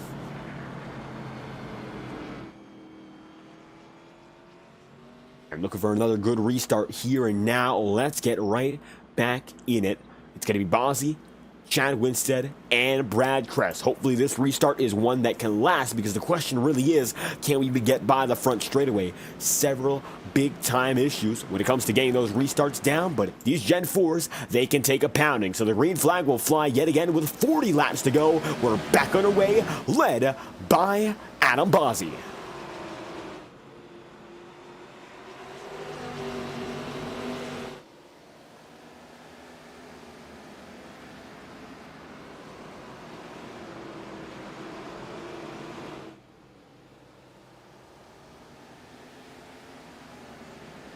And Adam Bozzi going to lead it through. Number 27 machine of Bozzi going to lead the way. And you can see that right front. The wheel well there is a bit more exposed than usual. Looks almost like Dylan Clark when he was a very, very quick earlier in the going. Now, we can't establish as a fact that it means anything about him being quicker.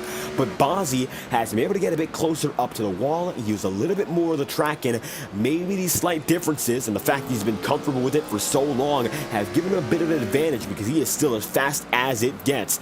Bozzi with a 19.7 last time by is the quickest man on the field and only a few hundredths of a second off of his fastest time, a 19.668.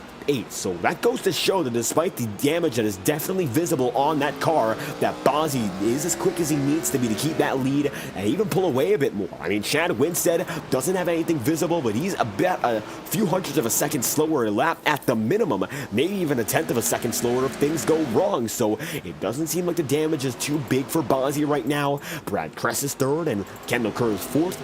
Scott Wheeler is fifth, and Terry Brooks is position number 6. And so far, so good up in front of the field. Once again, these guys who get up in front are usually able to pull away. The back of the field has been the biggest issue in terms of yellows. A few incidents involving some guys getting loose, spinning on themselves. Those have caused cautions, but it looks like that might be something. Austin Bloom and James McKee, they beat and bang. Bloom goes up high. James McKee keeps on going, and luckily nothing more comes of it. But man, oh man, that could have been trouble between both of those drivers. Luckily, there's nothing more out of that incident. Austin Bloom right now going to find himself in position number 9. Goes up to the high side, trying to keep on going. Matthew Rodriguez in the number 51 machine holds his own, and the caution flies yet again with 34 laps to go. Reason, Connor Holden. And Connor Holden looks to be involved in a yellow flag this time by. Looked to be a single car incident, so we'll see whether or not that is the case. Yellow flag. Connor Holden, let's take a look at the specifics here as he's out in the middle of the field. He's got the battle side by side with Rodriguez and Austin Bloom right ahead of him. And then from there, you'll see the drivers diving it into turns 1 and 2. And it looks like he locks up the brakes, tapped by Kunman, and gets sent around immediately thereafter.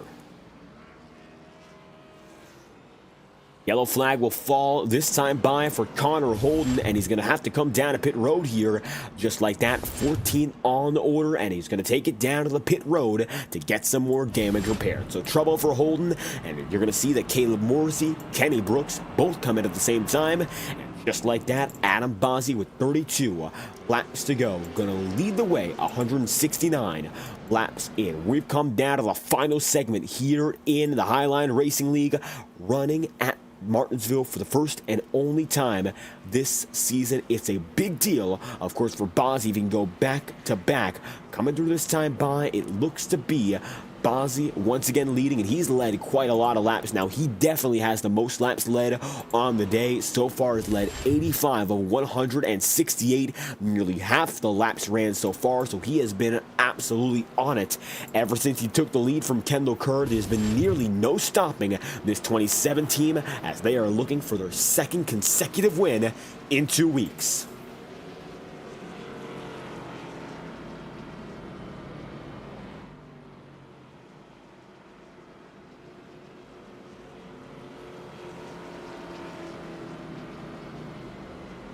So with Bozzi, Chad Winstead first and second, you'll look on back and see some teammates in Brad Kress third and fourth with Kendall Kerr. And Kendall Kerr has been clawing back up all night long. Had some trouble early, as you might have remembered, of course. That number 21 machine got some damage, and it still looks like he has some on the right front of that Lucas Oil hood, but still, he's back up there, and the track position is exactly what he needs. Now, we've seen drivers with damage be quick, such as Dylan Clark. How about our race leader, Adam Bozzi? He has damage too, and right now, a track position being so key. Jacob Holmes saying James McKee especially quick at this track, but maybe not enough time. The traffic is a big deal, and right now, it just looks like the traffic continues to come and go, and I don't think the cautions will play out in the favor of these drivers either, because if there's a caution, there's a good chance you might as well get involved with it too, because 30 laps to go, we've seen almost every driver involved in at least one yellow. That's just the way it's been so far. It looks like everyone's getting caught up at least once or twice, so nothing really consistent about avoiding wrecks. It looks like every driver almost having an even chance of getting caught up in one. Doesn't matter if you're in the front, in the back, anywhere in between. Big hope is just to avoid it when it happens and go from there. But hoping only gets you so far. Being up there and the lead, it can get you a much longer distance. And Adam Bossi keeping himself up there very clean. He has some damage on the right side, but that's all that he's had to worry about. And so far, it has not given him anything to really be concerned of. 95 laps to go. We saw it quite a ways back. We got a long run, a few short stints, and now as the second half of the race gets back on the way, it'll be only 28 laps to go. Bossi leads. We're back on the move with Chad Winstead second, and the green flag flies again.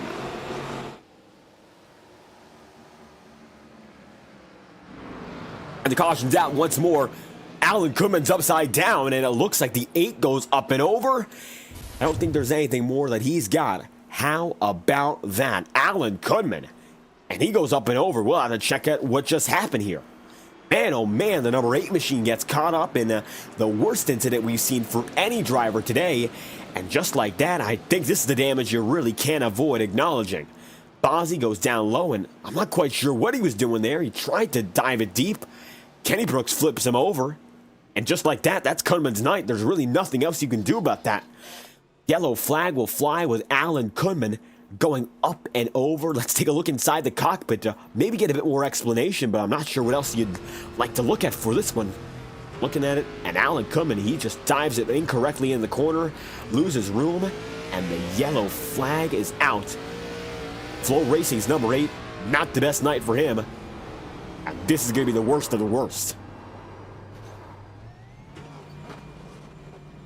Upside down, 15th place, and might have to retire the car. Not much else to say for Alan Kuhlman as he goes up and over. Yellow flag is out, 175 laps in of 226 laps to go, now coming down with 25 laps remaining. The home stretch might seem near, but the way things have been going, maybe it won't be that near at all. Now, counting the numbers, we have had 4 consecutive broadcasts on FTM that I've broadcasted anyway that have had at least one overtime attempt. And they've all gone to double overtime. Half of them have gone to the triple overtime. However, that is not possible here in the Highline Racing League. Only one green flag attempt to get an overtime finish, so the race can't get extended that far, but overtime still could occur. The race could go past its intended finishing time, and Adam Bossi already going to be left to do the magic to get us back on the way. 25 laps to go, heading down to 24, this time by green flags out again, led by Bossi, and the remainder of the field is due to follow.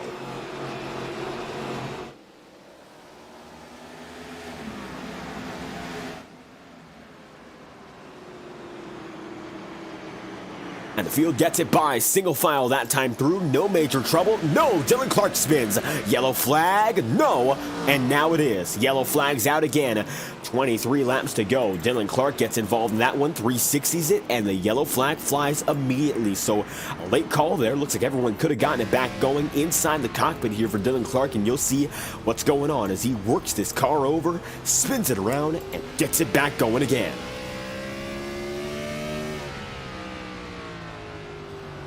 And inside Dylan Clark's cockpit, you'll look at it once more, 22 laps to go, wiggles once, twice, spins it, and saves it quite quickly. So great job to get it back in control, but Dylan Clark goes around all the same.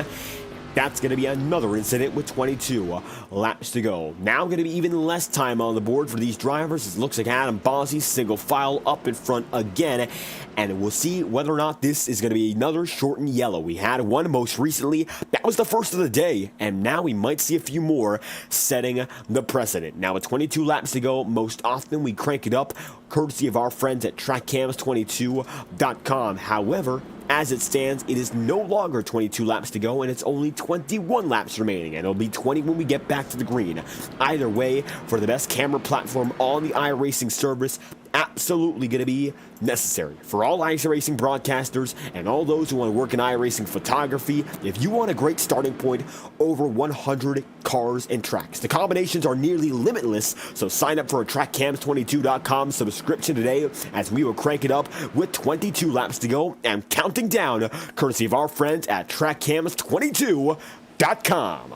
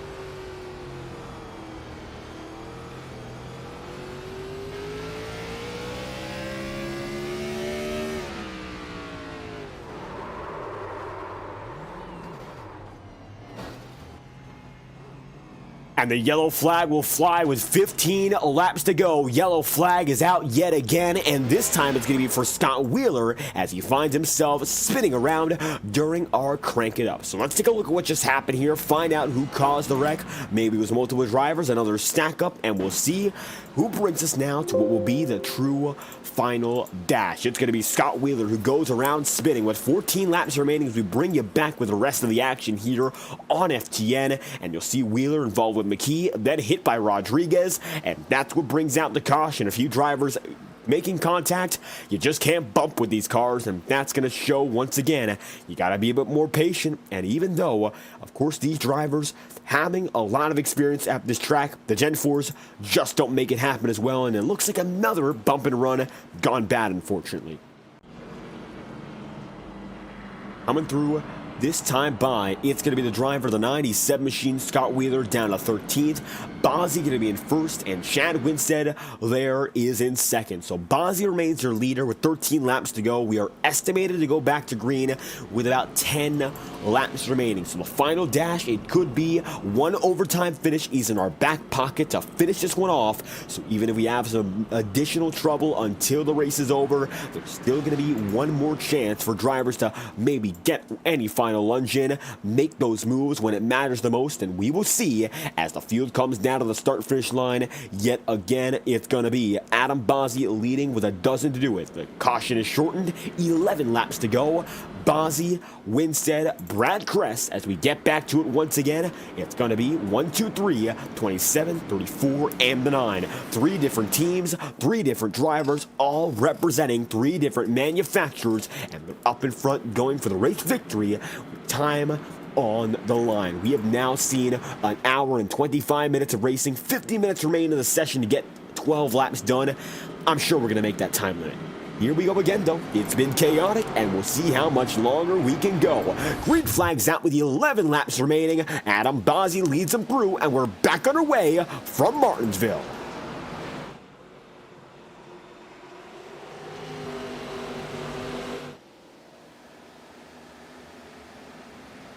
Bozzy gonna have a nice start there. Chad Winstead gonna be second, and Brad Kress there in third. 1, 2, 3, it's gonna stay the same, and now they'll come down with 10 laps to go with another caution. Dylan Clark involved with this one again, and he's already backed up to our camera, so he gives us a perfect view. Not good for him, but it's gonna give us a bit more context to what happened. So let's find out again. Yellow flag is out, and it looks like we're gonna have ourselves another issue. Looking at that one, looks like Dylan Clark goes up high, and looks like he's gonna be up there alone for now, but 3 and 4 is where the problem really comes into play here. So let's take a look and find out what indeed caused Dylan Clark to go round spinning. Brooks. Looks like Kenny Brooks hits him, and that takes Dylan Clark up the track. Yellow flag is out once again. Caution out with 192 laps in the book so far. Now 9 laps to go. It's going to come down to maybe 7, the way things are going, to get the restart on the way. Again, additional restart could be provided courtesy of the overtime clause in the Highline Racing League. Only 1 attempt, which is not insane. I have some leagues that we broadcast here in FTN that have unlimited. Some have 3. So it is a different situation most often. And it looks like right now it's going to be 1 overtime attempt, so it's not too crazy. And in a situation like this, I know the drivers might not be as happy. They want to go home. They're not getting very marred anywhere, so they might not be happy with how things have gone, losing their patience, getting a bit more aggressive, and at this point they're just trying to count down the laps and maybe get there. I'm sure Adam Bozzy's happy to be in the lead, but you can't be all too happy when you don't have much to battle for. He's been up there sitting in the lead. I'm sure he'd like to race for it like he did at Darlington. Darlington was a fantastic race for him, getting it up there and really having to work it over to get eventually to the end of the race. And Queen City Racing's been on a roll, but I don't know if they're going to be too happy with the way they'll win this one. And now, we don't often say that, but drivers, they do reflect upon how the race is won. Now, Bozzy, I'm telling you this much, absolutely deserving it if he wins, and goes the same for Chad Winstead, Brad Kress, or anyone further back. You do what you have to do to win the race, and that is that. But certainly, Bozzy, who got the chance to get up there and fight for it, was having an amazing battle with James McKee. That all went to end, and looks like now it's 6 laps to go. It's going to be the number 27 machine for Garage Beer looking to pull it through with what's left 6 laps. Last dash, here and now. Let's get to it live with only 7 laps to go.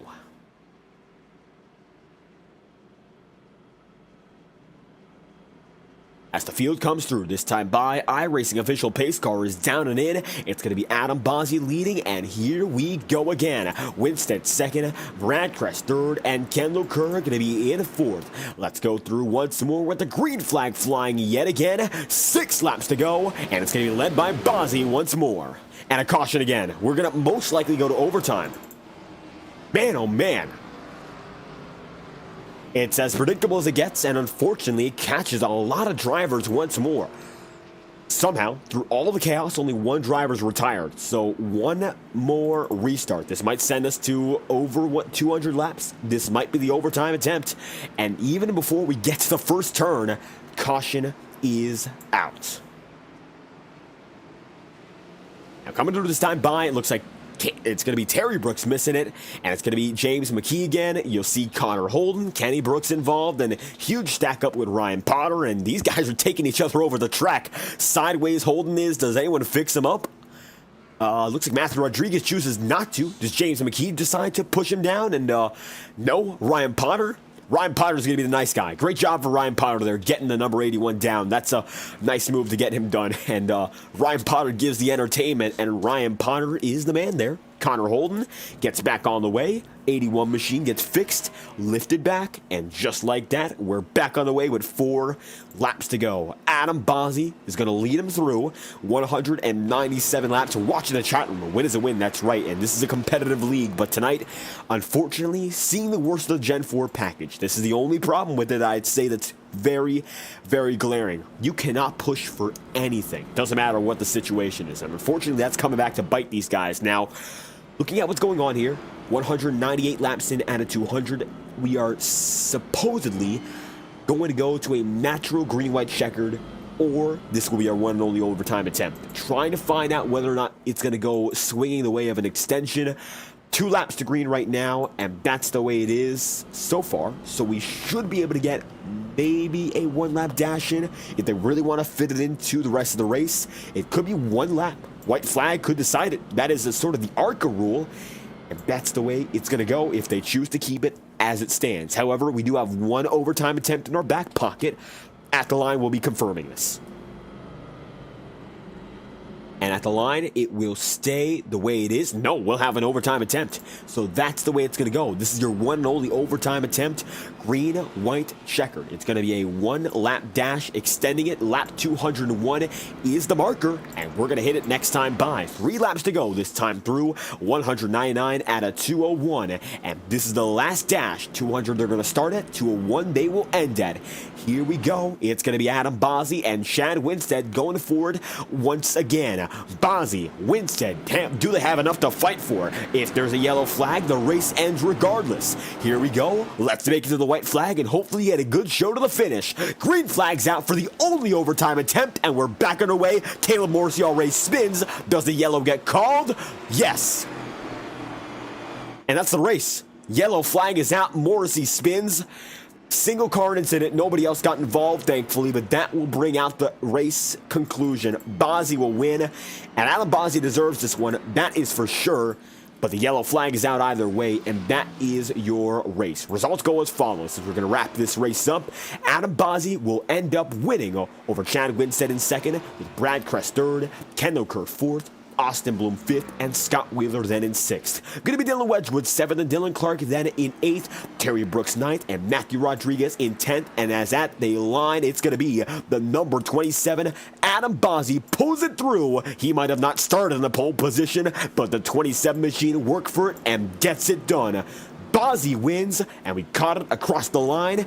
4 wins in a row for Queen City Racing, and we'll bring you back to your results. From there on out, you look at the rest of the field. 11th going to be Kenny Brooks, 12th is going to be James McKee, and it looks like after further calculation, that would change big. 11th is Morrissey, 12th is Connor Holden, 13th is Alan Kunman, 14th Kenny Brooks, 15th James McKee, 16th Ryan Potter, and 17th is Ty Smith with Andrew Baker, the only retiree. Queen City remains on top, and now it's time to burn it down as Bozzi wins his 2nd consecutive race in the Premier Series.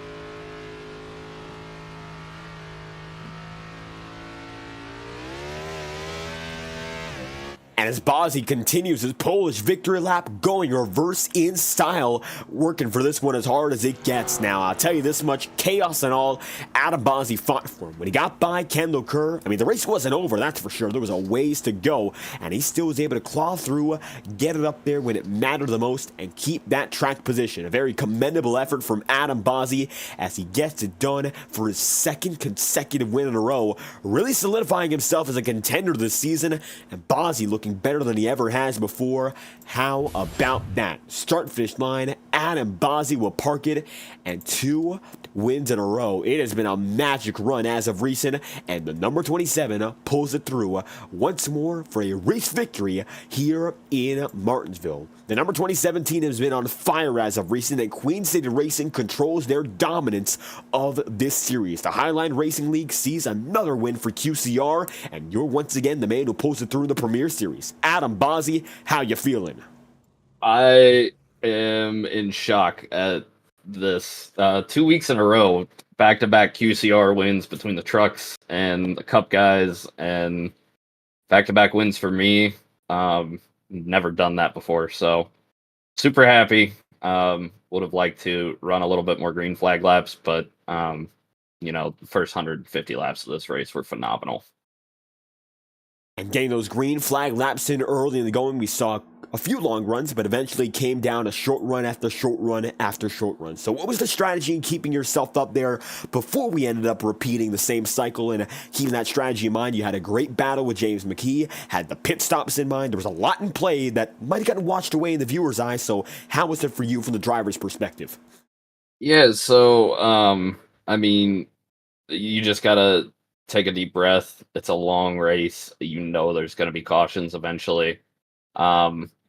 Just really needed to take my time with it. I knew what I had when I was racing with Kendall there early on, and you just got to protect the stuff, and I feel like I did a pretty good job of that, so just super excited. Shout out Kendall and Jimmy, though. Those were some really fun battles. I don't know if I've ever battled like that on a short track before. And we had some fantastic battles up in the front of the field indeed. And this team, Queen City Racing, just getting stronger. I mean, winning on Tuesday nights 2 times in a row, 2 times here in the Premier Series. And the momentum is now absolutely in this team's favor. Not only, of course, with the Truck Series, but next week in the Premier Series, which will, of course, be heading down into what looks to be Charlotte. It's going to be Charlotte Motor Speedway up next on the tour. So what's it going to take to keep it up there and maybe even go for 3? I mean, Charlotte is one of those 1.5-mile cookie cutter tracks that I tend to struggle at. So fingers crossed, we'll see what we unload with on Thursday night and run. But man, I can't be happier right now. Got to thank everybody at QCR. Shout out Chad working with me there at the end. We've got something going here, and for some reason this feels special. And this team has been clicking on all fronts as of recent. Queen City Racing's Adam Bozzy gets it done for a second consecutive win here in Martinsville. Anything else you'd like to add? Just thank Kendall, Toby, everybody in the league. Hopefully we'll have a cleaner race for all you broadcast viewers. Hope you enjoyed the show tonight. And once again, shout out to the girlfriend. I'm sure she's watching, and can't wait to get back next week. And Bozzy pulls it through back-to-back races from Darlington to Martinsville. This 2017 goes for a second consecutive win. Thank you for your time. Thank you. With Adam Bozzy on the way, unfortunately tonight we have quite a few time constraints, so we will not be able to get your second and third place finishers in Chad Winstead and Brad Kress. We'll get them in next week. Pre-race, we'll have both your second and third place finishers from Martinsville, but as it stands, at the end of the Tex-A-Con Cut Stone 200, we have your race-winning driver, Adam Bozzy, who pulls it through to get the checkered flag here in the Martinsville Speedway. Fantastic race overall when it came to the excitement factor. Unfortunately, a few yellows at the end that sort of hamper the effects of the race later on. And just like that, checkered flag is out, and the 27 takes it yet again. Got to thank all of you for sticking with this one. A very long race, and it had its fair share of great action. There we have it. Thank y'all for stopping by live on FTN. I've been your host, David Croix, so if you enjoyed the action, be sure to leave a like and subscribe to the channel so you won't miss a race here in the Highline Racing League or all of our FTN coverage. We'd love to have you aboard. Every Thursday night, we run the Highline Racing League broadcast for the Premier Series, and on Tuesday nights, the Culture Designs Truck Series will be back as well. We'll be live on Saturday night, and it will be for the Saturday Night Truck Series, and then on Sunday night, I'll be with Elevated TV for their presentation of the Pitwall Podcast Stock Car Tour. Thank y'all once again for tuning in. If you enjoyed it, once again, leave a like and subscribe. It will be greatly appreciated, and we hope to see you all as viewers whenever we're live again on FTN. Thank you all for your immense support, and we hope you have a great night.